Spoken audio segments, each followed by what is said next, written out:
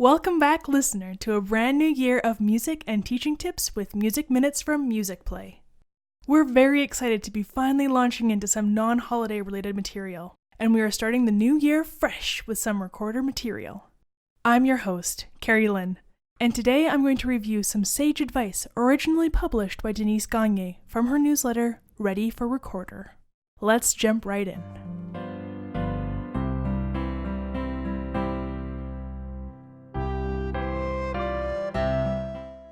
For many teachers, January is when students in grade 3, 4, or 5 start learning to play the recorder. While the recorder may seem like a simple instrument, there are many skills needed to be successful. Now there are a lot of skills and techniques we want to teach, and ultimately, the following lessons are the ones we feel are most impactful to a student's recorder playing. Tell which is their left and right hands. Hold the recorder with the left hand at the top, right hand at the bottom. Cover tiny holes with finger pads, not fingertips. Start the note with the tongue. Continue the airstream between notes to create a legato sound. Breathe in appropriate places. Demonstrate correct fingerings for notes. Read the names of the notes. Read and perform rhythms. Understand meter. Follow a conductor. Demonstrate appropriate rehearsal skills. Articulate. Slur in some places, tongue in others, develop good intonation, and finally, develop a beautiful sound. Breaking the skills down, isolating and teaching one skill at a time will help all your students become successful recorder players. Today though, we're going to review what your students really need to know before they even pick up the recorder. Starting at the very beginning, teach the note names well before you hand out the recorders. Your students in kindergarten to grade 2 should learn about the staff as part of their music classes. They should learn how to number the lines and spaces from the bottom to the top, and you can teach them that the treble clef circles the note G. If you review this when you are showing them a piece of music, the note G will be learned long before starting the recorder. A fun technique you can use to help teach your students about the staff is using the hand staff.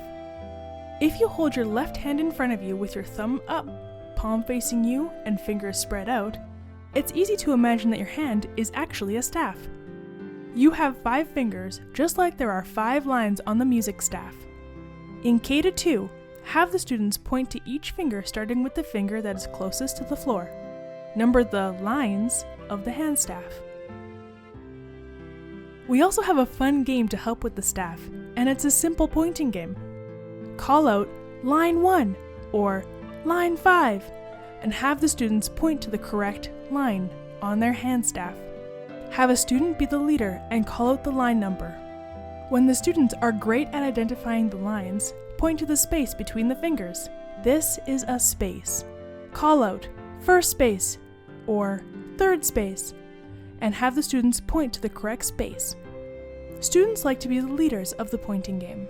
When they are successful at just lines or just spaces, include both lines and spaces in the game. Transfer the pointing game to an actual staff. The cookie sheet staff is also fun for the students to use. So that covers the basis of what we should be imparting to the younger grades.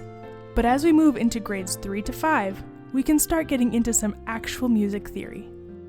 Off the top, letter naming is a good go-to lesson. Starting in 3rd or 4th grade, teach the letter names of the notes. When learning the names of the lines and the spaces, we suggest some of the tried and true mnemonic devices.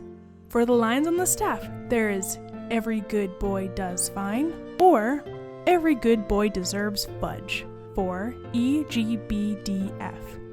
And for the spaces of the staff, to simply spell your face, F-A-C-E. You can play the pointing game again with these devices individually until the students can comfortably name them. When students are successful at just lines or just spaces, include both lines and spaces in the game. No worksheets are needed to teach or review the note names, just the students' hands. You can play the pointing games whenever you have a few minutes at the end of class.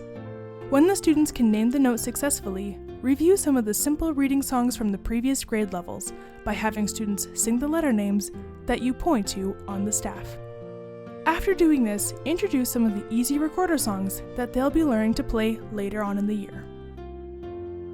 If you are using the Complete Recorder Resource Kit or the Recorder Resource Kit on Musicplay Online, some of the simple songs that you could have the students sing include Hot Cross Buns or Doggy Doggy. Each of these simple songs are singing games, so after singing the letter names, sing the song and play the game. Later in the year, when it comes time to hand out the recorders, the students will be able to sight read the pieces on recorder much more easily after having learned the songs earlier.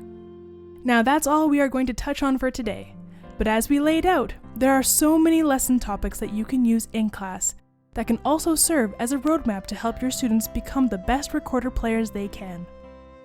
If you want to see the transcript of this episode, head over to musicplay.ca and search podcast.